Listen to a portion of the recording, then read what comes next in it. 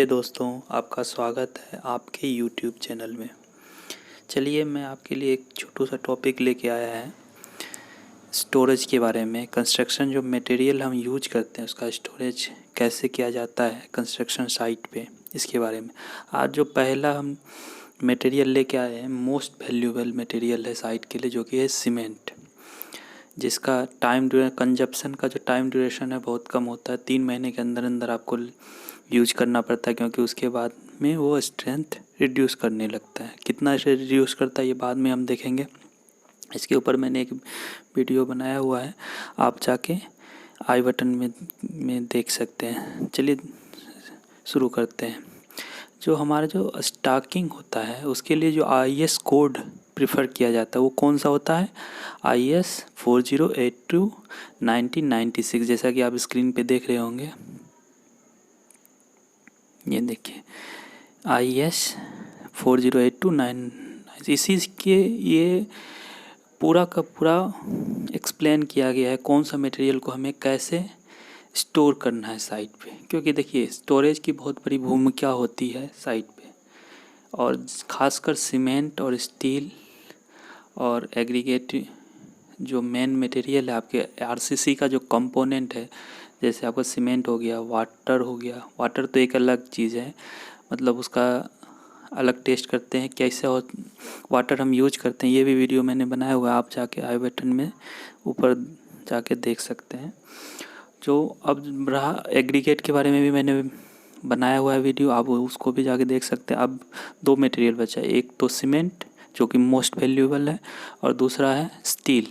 Steel का बाद में हम बातचीत करेंगे, पहले हम आज सीमेंट के बारे में देखते हैं। जो भी मटेरियल स्टॉक होता है वो उसका जो कोड है यही है, IS 4082-1996। चलिए आगे बढ़ते हैं। तो यही है, आपको IS 4082-1996 को आप गो थ्रू कर सकते हैं। होगा तो मैं डिस्क्रिप्शन में इसका लिंक दे देगा, आप डाउनलोड करके देख लेना कोड को। अब थोड़ी जानकारी प्राप्त करते हैं हम। Cement shall be stored at the work site in building or a shed which is dry, leak proof and as moisture proof as possible. The building or shed for storage should have minimum number of window. अगर कम से कम window हो तो बढ़िया, ना हो तो और भी अच्छा हो, क्योंकि इसके बारे में बाद में बात करें। And close fitting doors should be kept close as far as possible. मतलब जो भी आप जिस भी रूम में रख रहे हो, एक तो उसमें कम से कम खिड़की होनी चाहिए, ना हो तो और भी बेटर हो। मतलब एयर का सर्कुलेशन, जो बाहर का जो एटमॉस्फेरिक जो अटैचमेंट है वो टूट जाना चाहिए हमें। नेक्स्ट देखते हैं और कौन सा पॉइंट है। The height of stock. अब जो स्टॉक जो कर रहे हैं उसका कितना बैग हम हाइट तक स्टॉक कर सकते हैं, इस सब के बारे में हम देखते। Height of stock shall not be more than 10 bags to be prevent possibility of lumping. Lumping क्या होता है? लंपिंग होता है मतलब ये, अगर आप 10 बैग से ज़्यादा स्टॉक कर दो, ऐसे तो 15 बैग तक सीमेंट कंपनी आपको बताएगी कि आप कर सकते हो हाइट, लेकिन रीज़नेबल हाइट जो है 10 मीटर भी ज़्यादा है। क्योंकि अगर आप साइट पे स्टॉक करते हो तो इस हिसाब से स्टॉक करवाओ कि आपका जो लेबर वगैरह कोई भी हो उसको आसानी से उठा सके, क्योंकि मे भी इंसिडेंट हो सकता है मतलब सीमेंट को गोदाम से निकालते वक्त।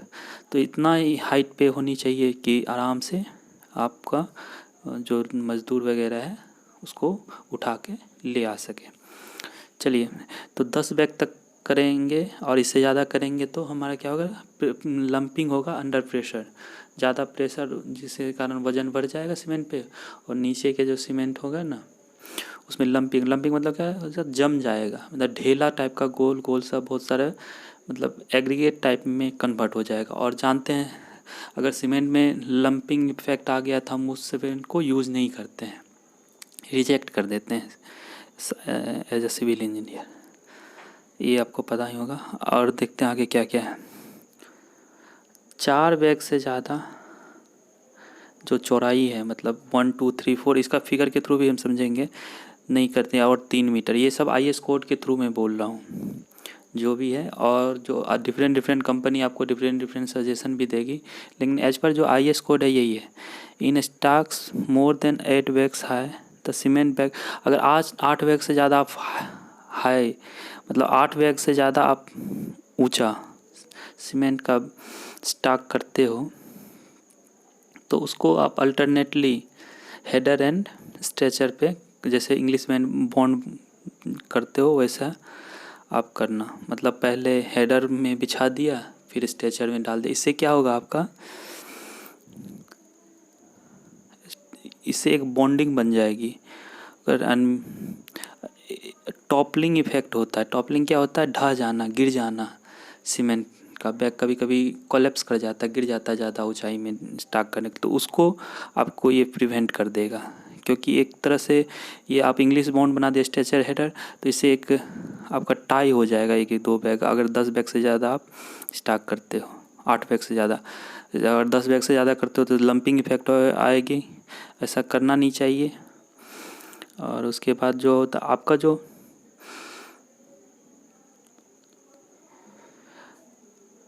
उसके बाद जो उसका जो रिमूवल का जो है, हम जो यूज में लेंगे, जो बैग पहले आया है उसी को पहले हम निकालेंगे, फर्स्ट कम फर्स्ट बेसिस पे निकालेंगे।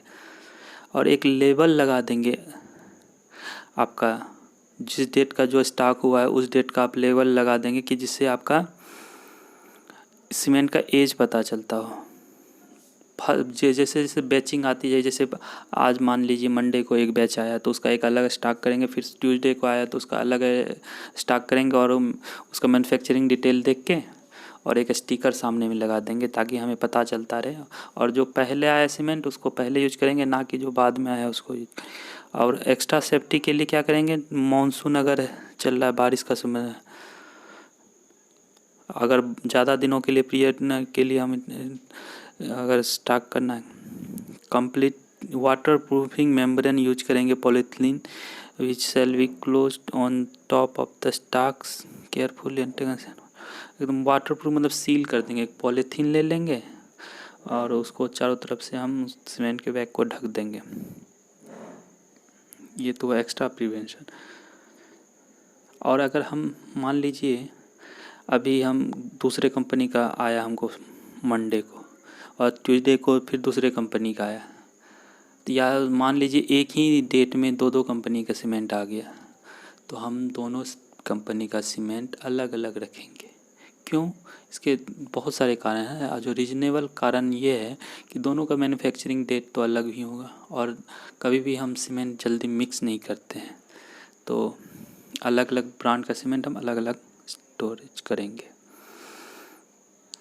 तो ये था, आप पढ़ लो एक बार इनको पॉज करके। और जो नेक्स्ट जो how to store the cement, हम सीमेंट को स्टोर कैसे करें, अभी आपको मैंने पहले ही बता दिया था। अब जो पॉइंट्स कुछ मैंने लिखा है वो उसको आप रिमेम्बर करो।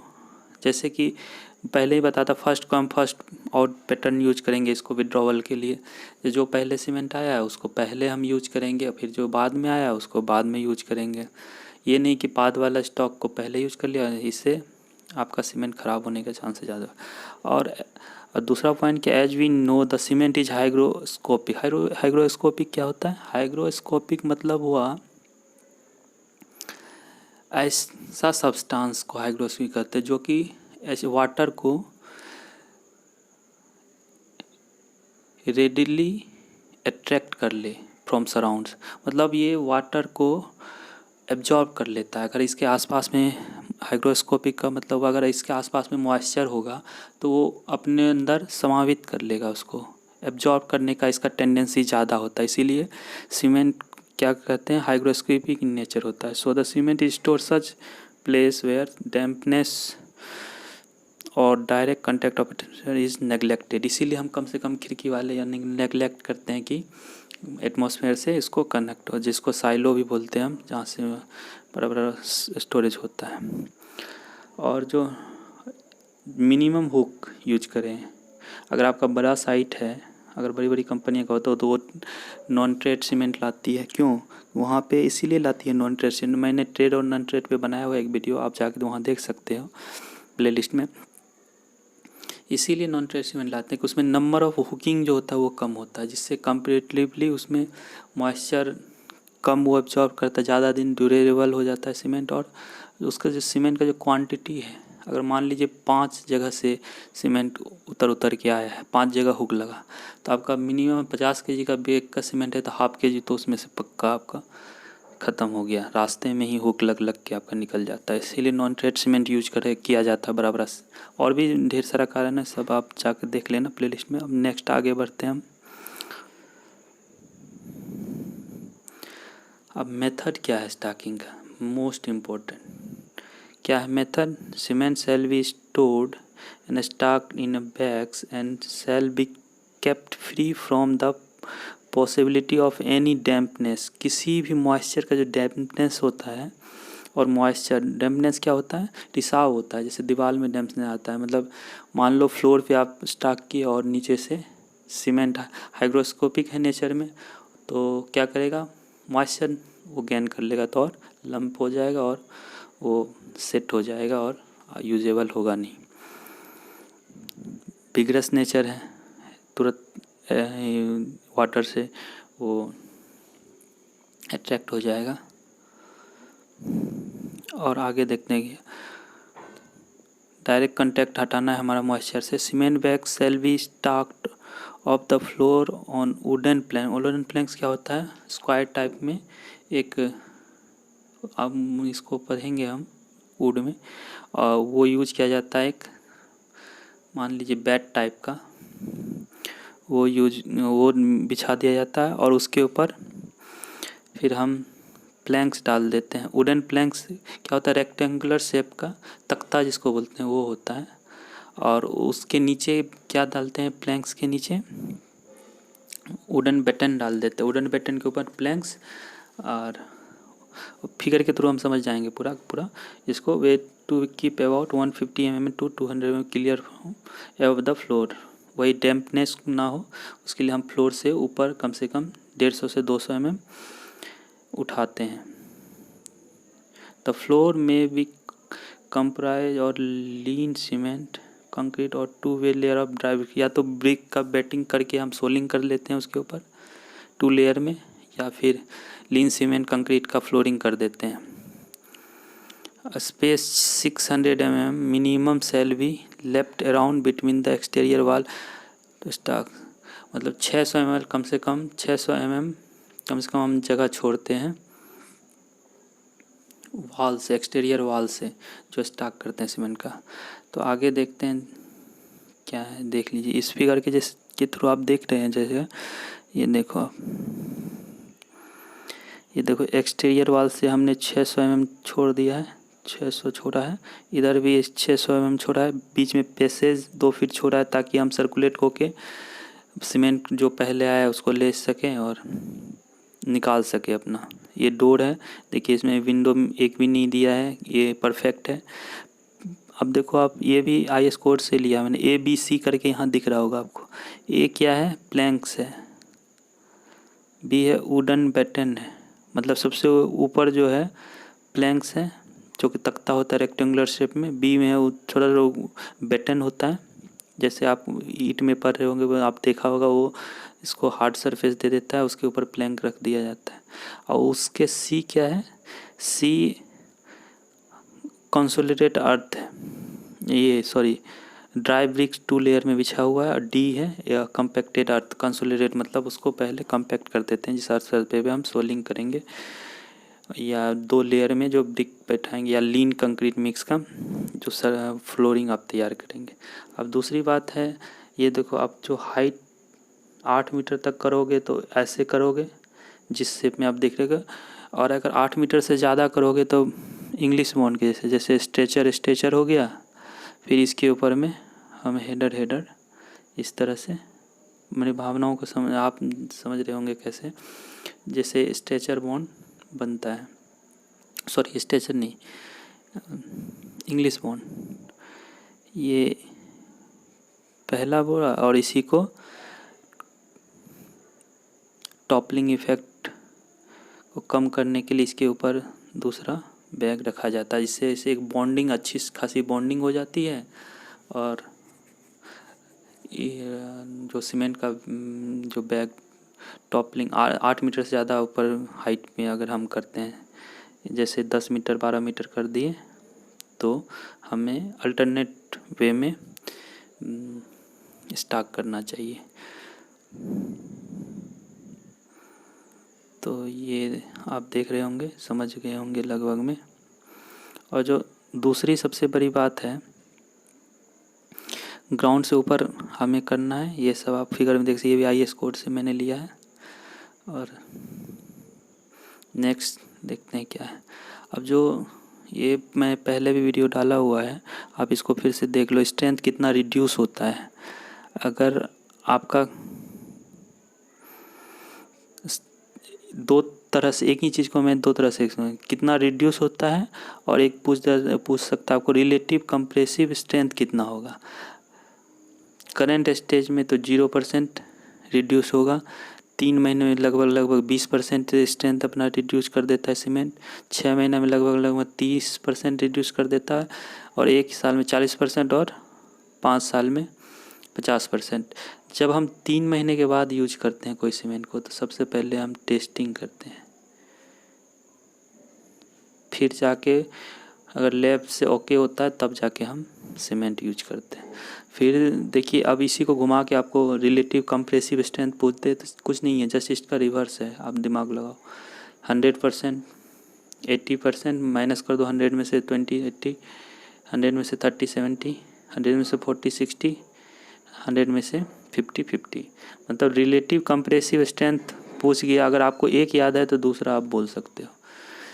रिड्यूस्ड स्ट्रेंथ पूछा, स्ट्रेंथ रिड्यूस्ड कितना होगा 28 डेज में, तो 0%, 20%। और ये कैसे हम पता करेंगे, सब्सिक्यूटिव कंप्रेसिव टेस्ट से 3 मोड लेंगे, तीनों में सैंपल भरेंगे, और 28 डेज के बाद हम उसको चेक करेंगे।